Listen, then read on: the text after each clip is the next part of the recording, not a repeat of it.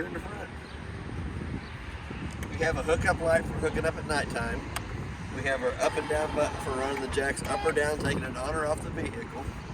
We also have two 20-pound propane cylinders that are full, except for what we use to service the trailer. The auto regulator is pointing towards this bottle over here, so we're going to open it up. It's going to show you clear inside the eye. As soon as that bottle would happen to come up empty, it's going to turn red inside the eye, indicating that the bottle it's pointed to is empty. Then all you have to do is flip the arrow over to this side here, work off of this one while you take that one to town and have it refilled. It also has one new 12-volt battery on the front. It is also prepped for a solar panel that sits out front. The solar panel that when you plug that 2-prong plug in, just recharges the battery on front of the unit. That's all it actually does. Back to the jack, it does have a 30-amp fuse on it. For any reason the jack won't work off the switch, check that 30-amp fuse first. There is a manual crank handle inside the front compartment that comes through the top and will manually crank that jack up or down. Either way you need to go with it to get it on or off the vehicle. There's two holes in the bottom of the bottle cover, little bungee cord underneath it that goes on, holds the bottle cover in place while you're in travel, but it also has the quick disconnect at the top so you don't have to take the cover off every time that you want to get into the tanks to turn them on or off. We're starting down the off-door side first. It does have a magnet on all the compartment doors that holds the doors up while you're getting in and out with your camping supplies. It does have a outside port spray hose. It is a quick disconnect hose like an air hose is. I'll show you here in a minute where it goes on. We have the 4 BLs all the way around on all 4 corners. There is a manual crank handle in the front side compartment for it. We're going to come back to the dump station, take the cap off, put your sewer hose on. The 3-inch valve in the front is the toilet water. You'll pull it first, let all the nasties come out that'll come out, then you come back to the gray handle, which is the bathroom sink and shower water. Pull that handle, let all the nasties come out. It kind of helps clean out the inside of the sewer hose itself. Lug nuts on the trailer has been torqued at 100 foot-pounds, so it's recommended on the side. The tires are air pressure, which is 65 pounds on the side of the tire cold. One more dump station here in the back of the unit. It is the kitchen sink water only. So we're going to come into the hot water heater next.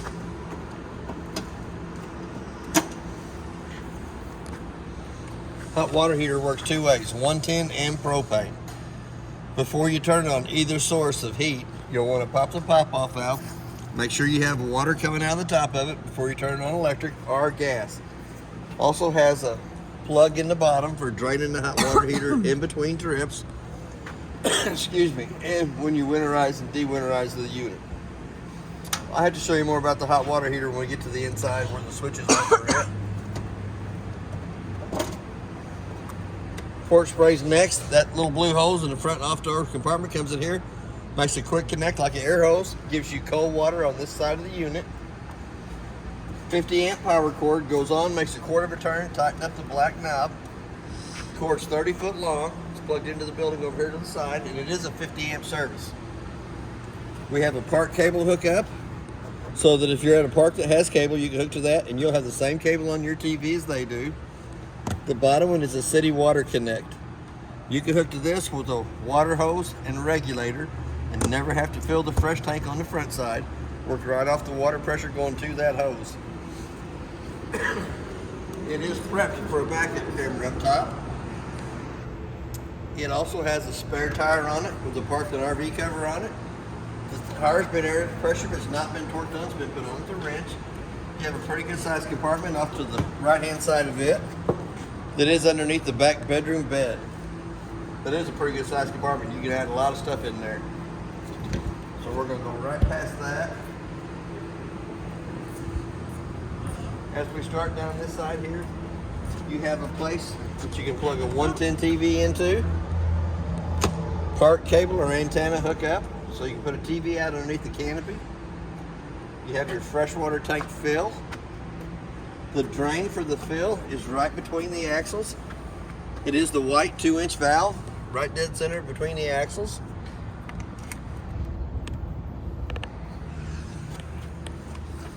We're going to come back up to the top. It does have a range hood vent. 2 little tabs on the bottom side have to be flipped up, allows that flapper to flap, so that if you want to bring smoke or smell from the inside of the unit to the outside, that flapper has to be open, allows that flapper to flap while the fan's on.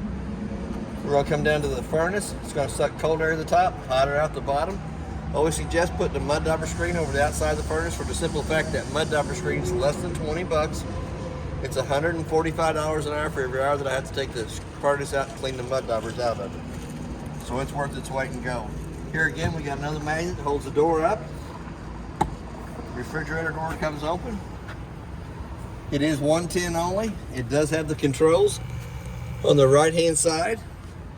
You'll want to crank it up, let it do its thing 24 hours before it really cools down enough that you can put stuff in it and use it for traveling down the road. The next connection up is a round hole here on the side of the radius metal. There is a handle in the front compartment that will manually crank that off door slide in or out. For any reason it won't open on its own, there is a manual way to crank it in and out. We're going to slide right past the steps.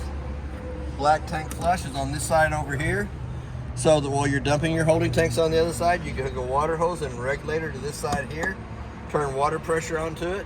Has a little aerator on the inside that spins around and helps clean more of the debris out of the black tank only. We're going to come up to the front compartment. Here again, you got the magnet that holds it up.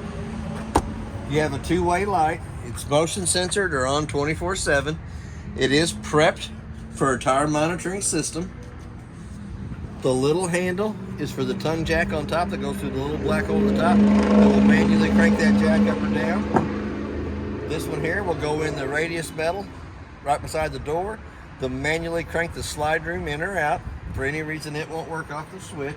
And then your bigger 3/4 inch handle is for the balance jacks on all 4 corners. That is a pretty good sized compartment. It is all the way through from one side to the other. So we're going to shut it down. We're going to go back to the front door. We're going to lift up the handle up away from the door, slide it over to the center. We're going to go inside. As you're using your steps now, you're going to have to open your door fully extended. We're not using the bottom steps anymore. We're going up to the top. Take the blue handle, twist it sideways, allows the steps to come loose from the door frame. As it comes out, there is a push button underneath each one of the legs, 15 to 18 slots in the legs. The main thing on the steps is once it comes out and lays down, it has to lay flat in the threshold so that the front door fits over the top of it properly without dragging. So we're going to open it right back up. We're going to go to the inside.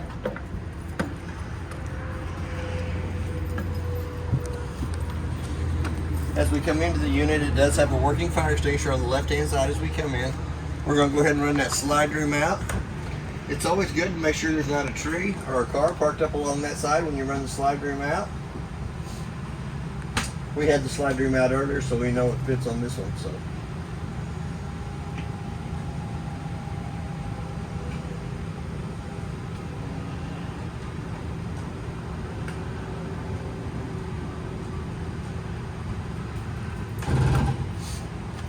We're going to come back to the monitor panel. We're going to check the battery life first. It shows you fully charged. That's not really an accurate reading. To get an accurate reading on the battery, you need to have the 110 line unplugged and then push your battery button. We're going to go down to the black tank 1. Shows you that the tank is empty. As it fills up, it'll show 1/3, 2/3 full. Black tank 2 is not available on this unit. So we're going to come back up to the fresh tank. Push the fresh tank button. It shows that there's 2/3 of a tank of water still left in the fresh tank. Gray tank is empty, but as it fills up, it'll show 1/3, 2/3 full, and the auxiliary tank is for the kitchen sink water only. The buttons to the right hand side of that, the first blue button turns the water pump on between the freshwater tank and the faucets. The second one is the gas side of the hot water heater. Turn it on, the little door side fault light will come on, stays on for about a minute. That door side fault light will go off. The hot water heater will go through 3 lighting processes to light on gas. For any reason it does not light, that little door side fault light's going to come back on and the water's still hot in the hot water heater. The third blue button at the top is the electric side of the hot water heater. You always want to make sure that you got water coming out of the pop-off valve before you're on electric or gas. So when you turn it on electric, it illuminates blue. The light switch right down below it is for the awning. The light's on the awning, and then the button right down below that extends the awning out. So we're going to run it out.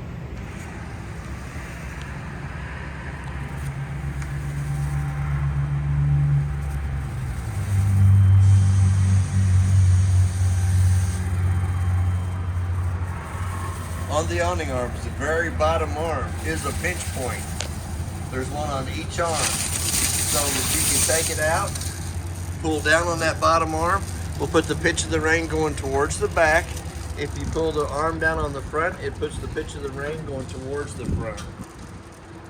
Either way you wanted to do it. And then we have our awning lights up underneath the awning canvas.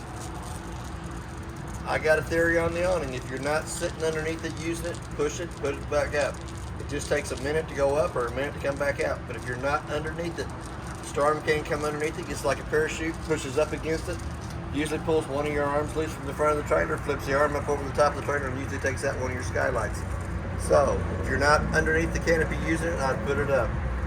We also got two keys. The purple key does the front door lock and deadbolt. The 751 key does both the outside compartments. As we come into the unit, it does have a brown bin on the front cabinet that brings heat into the living room kitchen area.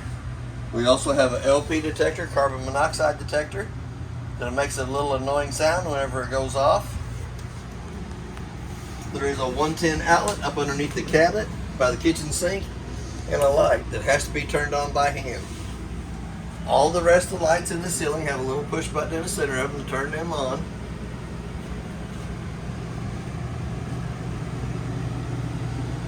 We're going to go back to the top drawer here. We're going to open it up. All the paperwork that I found in the unit is inside the blue bag here. So I'm going to set it right back down in there. Got 3 more drawers. This middle drawer should be empty. Bottom drawer should be empty. Does have pretty good sized cabinet space underneath the cabinet there. We're going to come back up to the top. Does have pretty good sized cabinet space above the kitchen sink. Does have the little Cruiser RV emblem. Take it, Photoshop it with your smartphone, and it'll give you a better show and tell that I'm going to. It's probably a little better English, a little better explained. We're going to come back to the microwave. Microwave is pretty self-explanatory. Got an on and off button. Set it for the time you want it to cook. Come down to the hood drain. Does have a light for the stovetop. Does have a fan. For that fan to work properly, the 2 tabs on the outside vent cover has to be lifted up, allows that flapper to flap. Does have a glass stovetop. Folds up 2 times up out of the way. We're going to turn the burner to where it says highlight position, using the striker on the left hand side to light them.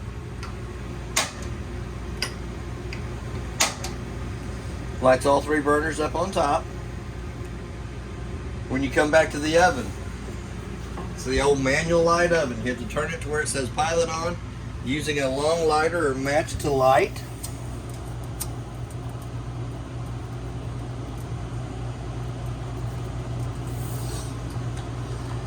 Let that pilot run for about a minute, which heats the thermocoupler right above it up.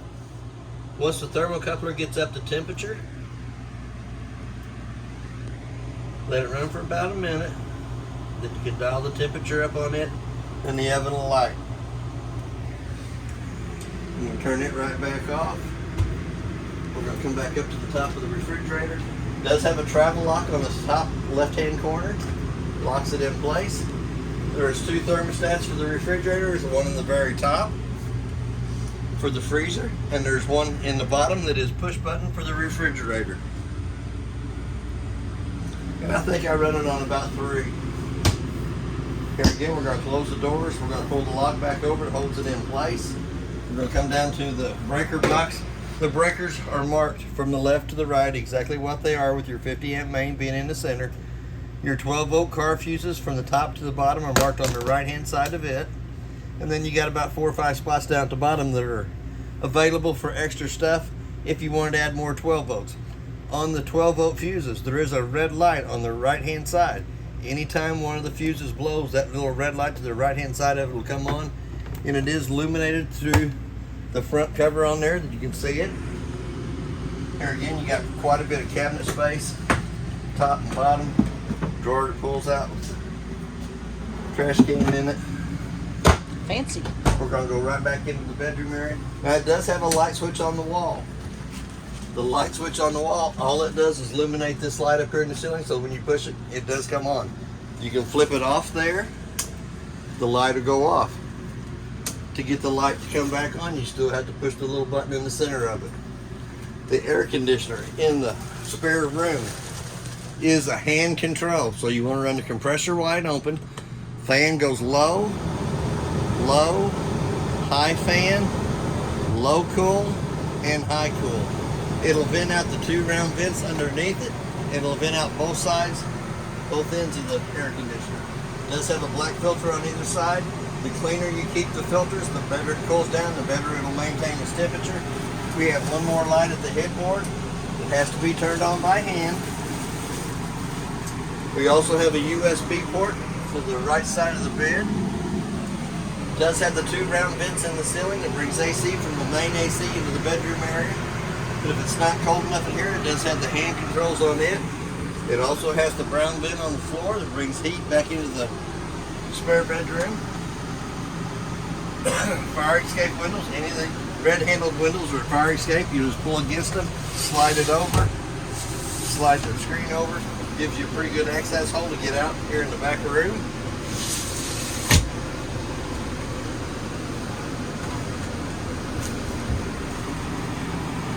Same way on the back one, it does have the red centerpiece in it.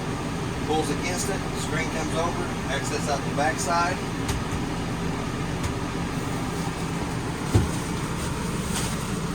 Does not have any storage underneath the back bunk. It is your back storage room on the back of the unit. Does have the 2 drawers off on the right hand side, and does have the closet space up above it. We're going to slide right on out of here. Does have the privacy door that slides over, gives you privacy in the back spare room. Buttons into place. We do have a little black switch on the right hand side that illuminates the lights above the slide room on. You have the lights above the table and above the couch that have a little push button in the center of it. We do have the slow rising shades. The tabletop comes off the 2 pedestals mounted to the floor. Goes down between the 2 benches. It actually makes a smaller bed there. The back side of the couch bench comes off this side, it goes over to that side. Then you'll take the 2 back cushions, put over the top of the table, smaller bed area there. Does have an extra set of little pillows right here. Does have a butterfly couch. Little butterfly out into a bed. Nope, it pulls out into a bed. Here again, these will be the cushions that go above the couch or above the table. It'll make the table into a bed. And then this one here comes out, lifts up, legs fold out, lays down, and then the backing board on it lays down to make the top part of the bed. But it is memory foam. It is pretty comfortable. I don't get to sleep on it, but I do get to sit on it. Here again, we're going to take the 2 back cushions, zipper sides down. And since that is a bedded area, there is a fire escape window behind it. Same way with the couch, since that is a bedded area, there's a fire escape window behind it. We're going to go up into the master bedroom. Light above us has to be turned on by hand. We're going to come to the thermostat. We're going to turn it off real quick.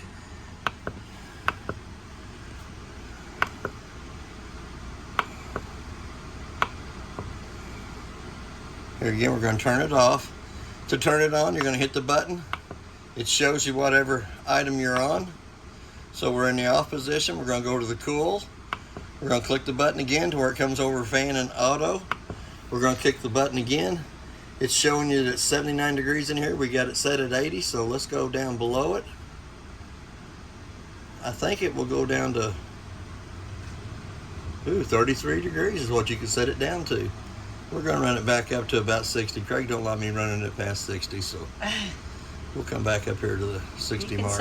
You can set it for penguins in here. You can make it freeze you out in here. That was one good thing about the trailer. It will freeze you out if you're running both air conditioners. Even the shop foreman come over and he's like, "Bird, it's cold in here." Here again, it does have a light switch on the wall that does not turn the light on. It just illuminates it so when you touch the button in the center of it that it comes on. We also have a round white vent in the bathroom that brings air conditioning into the bathroom area. We're going to go down to the toilet. Still got water in it.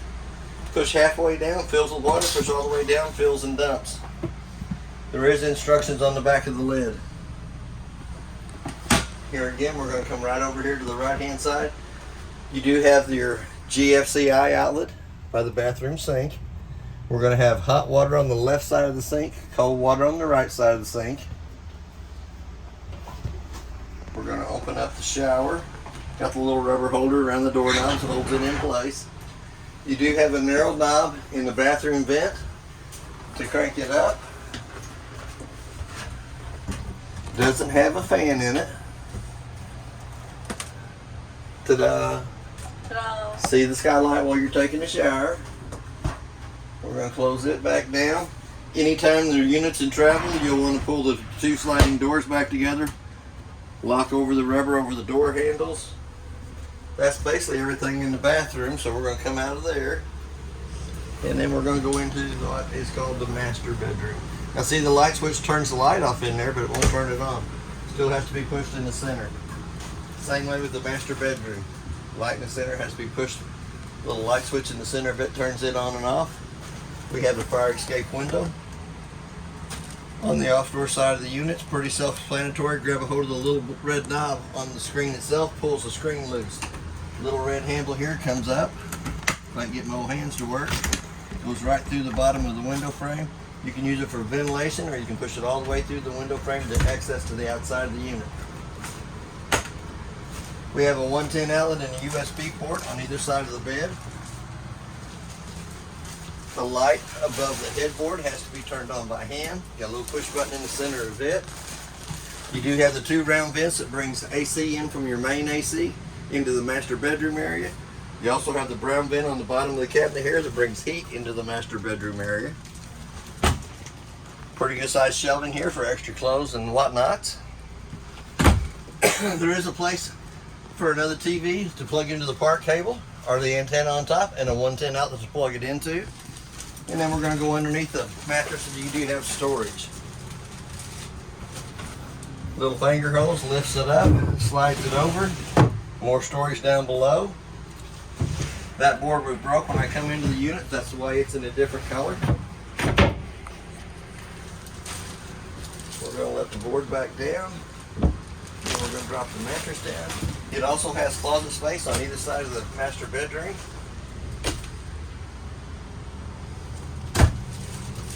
The window on the door side is not a fire escape window. It is a slider. As you can pull again, slide open. Shut the screen. Use it for a cross breeze.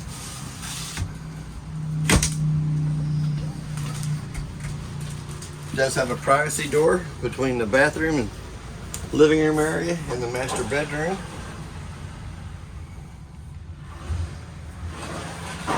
So if somebody's in trouble, they can hide out in here.